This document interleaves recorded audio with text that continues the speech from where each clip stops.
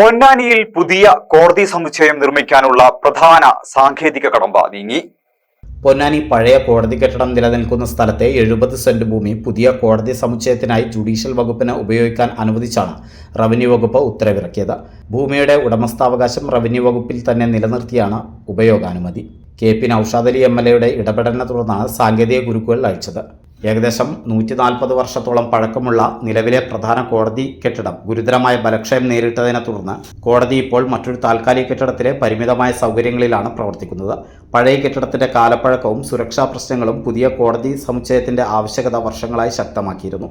കാലപ്പഴക്കത്തെ തുടർന്ന് കോടതി പ്രവർത്തിച്ചിരുന്ന കെട്ടിടത്തിന്റെ സ്ഥിതി പിന്നീട് ഗുരുതരമായി.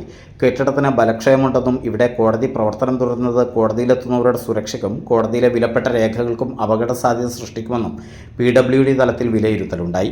മേൽക്കൂര ചോർച്ച, കെട്ടിടത്തിന്റെ ശോച്യാവസ്ഥ, രേഖകളുടെ സുരക്ഷ തുടങ്ങിയ വിഷയങ്ങളും വിവിധ ഘട്ടങ്ങളിൽ ഉയർന്നിരുന്നു. തുടർന്നാണ് കോടതി താലൂക്ക് ഓഫീസിന് എതിർവശത്തുള്ള താൽക്കാലിക കെട്ടിടത്തിലേക്ക് മാറ്റിയത്. എന്നാൽ ആവശ്യത്തിന് അടിസ്ഥാന സൗകര്യമില്ലാത്ത ഈ കെട്ടിടത്തിലെ പരിമിതികൾക്കിടയിലാണ് കോടതി ഇപ്പോൾ പ്രവർത്തിക്കുന്നത്.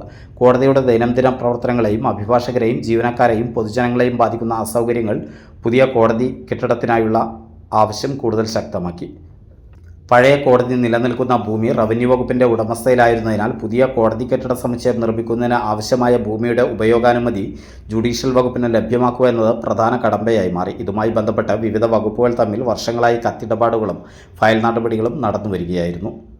വർഷങ്ങളായി വിവിധ വകുപ്പുകൾക്കിടയിൽ നീങ്ങിയിരുന്ന ഫയൽ നടപടികൾക്ക് വേഗം നൽകുന്നതിനാണ് പിന്നീട് MLA നേതൃത്വത്തിൽ അടിയന്തര ഇടപെടലുകൾ നടന്നത്. വിഷയത്തിന്റെ ഗൗരവം കണക്കിലെടുത്ത് MLA നേതൃത്വത്തിൽ പൊന്നാനിയിലെ മുതിർന്ന അഭിഭാഷകരുമായി ഓഗസ്റ്റ് 11 തിരുവനന്തപുരത്ത് വിവിധ വകുപ്പ് മന്ത്രിമാരെയും ബന്ധപ്പെട്ട വകുപ്പ് മേധാവികളെയും നേരിൽ കണ്ടു.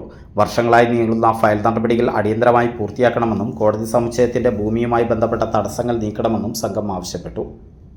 എന്നാൽ സർക്കാർ ഉത്തരവിറങ്ങിയതോടെ കോടതി കെട്ടിടത്തിലെ എല്ലാ നടപടികളും പൂർത്തിയായിട്ടില്ല. MLA വ്യക്തമാക്കുന്നതനുസരിച്ച് കോടതി കെട്ടിട നിർമ്മാണത്തിനായി കേന്ദ്ര സർക്കാർ നീക്കിവച്ചിരിക്കുന്ന 45 കോടി രൂപയുടെ തുടർ നടപടികൾ പൂർത്തിയാക്കി തുക പാസാക്കിയെടുക്കുക എന്നതാണ് ഇനി ആദ്യത്തെ കടമ്പ. ഈ നടപടിയും അതിവേഗം പൂർത്തിയാക്കുന്നതിനുള്ള പരിശ്രമങ്ങൾ ആരംഭിച്ചതായി MLA അറിയിച്ചു. റവന്യൂ ഉത്തരവിറങ്ങിയ മണിക്കൂറുകൾക്കുള്ളിൽ തന്നെ ഇതുമായി ബന്ധപ്പെട്ട തുടർ നടപടികൾ ചർച്ച ചെയ്യുന്നതിനായി PWD ബിൽഡിംഗ് വിഭാഗത്തിൻ്റെയും ബന്ധപ്പെട്ട ഉദ്യോഗസ്ഥരുടെയും അടിയന്തര യോഗം ആലങ്കോട് ഗ്രാമപഞ്ചായത്ത് കോൺഫറൻസ് ഹാളിൽ MLA വിളിച്ചു ചേർത്തു.